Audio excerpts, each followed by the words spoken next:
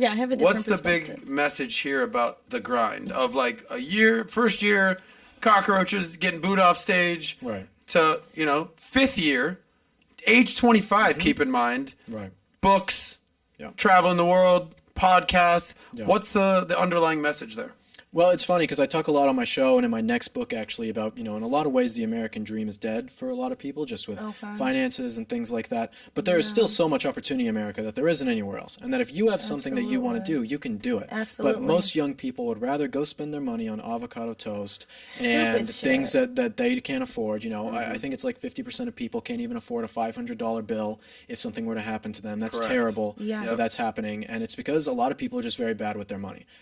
All the money that I made from my first book, all the money that I made from my speeches, I didn't spend any of it, you know, investing things. Yeah, I think that's like another thing that's like a big problem too, like financial, like understanding how to control your finances. That's a huge problem. Like you just don't need it. Like you don't need to spend that money. You will be so much happier. Well, as we say, save that money, Will. Right. Save that money. So, all right, ladies, go ahead. Go ahead, Taylor. So, for one, I would say, like, the real pandemic, and I'm being tongue-in-cheek here, is the inability for the American people to understand money. We do not understand it, and so I took initiative early on, right after I graduated college, to learn money. Rich Dad, Poor Dad, that book changed my life. Sure. Oh, yeah. But I agree pursuing passion, but I also think you have to do it smart. I'm so glad it worked out for some people, but like the fact that I'm at Valuetainment, it's a dream come true, but I paid off all my debt, paid off my car, paid off my college, worked, saved money, invested money before I just made that leap. So when I came here, I don't have to stress about money because I'm in sales and I'm like learning that. The Rich Dad Poor Dad would tell you the opposite. It'd be like, that's more like a Dave Ramsey approach. Yeah, but I guess you don't have to pay all your debt, but when I'm making this move, so I moved to Illinois and I'm originally from Michigan, now I moved to Florida, I was still pursuing passion. I was making videos on in my living room by myself. Like I was still doing that. I was trying to sell artwork, but I was still doing it in a responsible way. I love going after passion, but sometimes it's not going to work out in the stress of having to worry about money when you're away from friends and family. It's a lot on people. So I think doing it in an intelligent way and learning about money, how to save, budget, and that would be what I would say. For sure. Yeah. Go ahead, Fosh. What are your thoughts on all this? Fosh this whole time is like, yes. All right, go ahead. I like listening to people and understanding their like viewpoints and stuff. What's the question exactly? Well, you know, his grind. So you do real estate and you're an entrepreneur. Yes. You're also like a hot thing on Instagram. Yes. So what's your career path?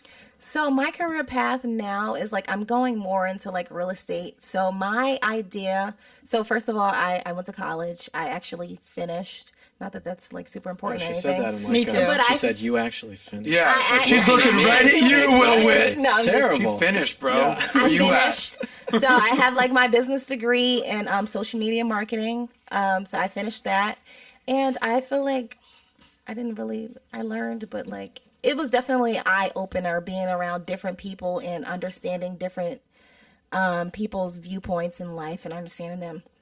So that happened. My career path now that I'm going towards is real estate, owning, sales for sure. But like what's really important to me is building a brand around myself. So that way I have that brand no matter what.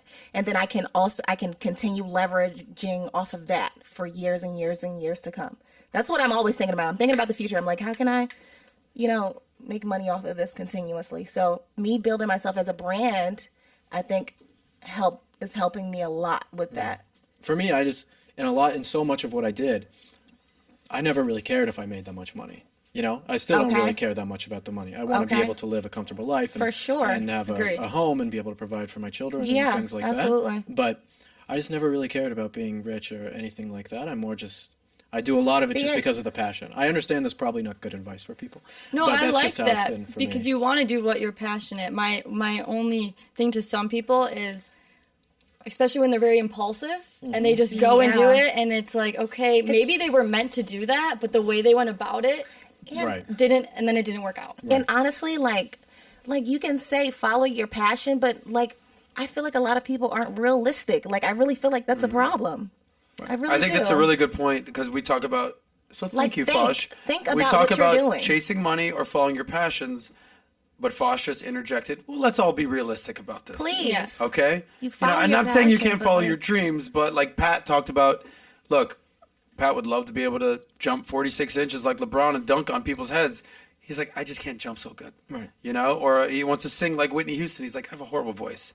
So there needs to be some realism in both your self-awareness. Self-awareness. And maybe you make money and you're doing what you're passionate on the side And that's until great. those things.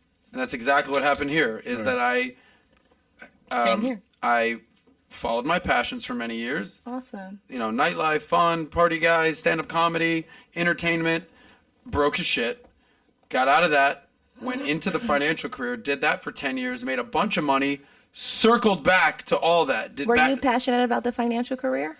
I was passionate about how much money I make in that. Oh, and that's okay, what keeps see? me going. I don't wake up every day and being like, investments, insurance, let's do this thing. But it is I'm passionate about the lifestyle it allows me to do, and allows me to For do sure, this. exactly. And not have to worry about my bills.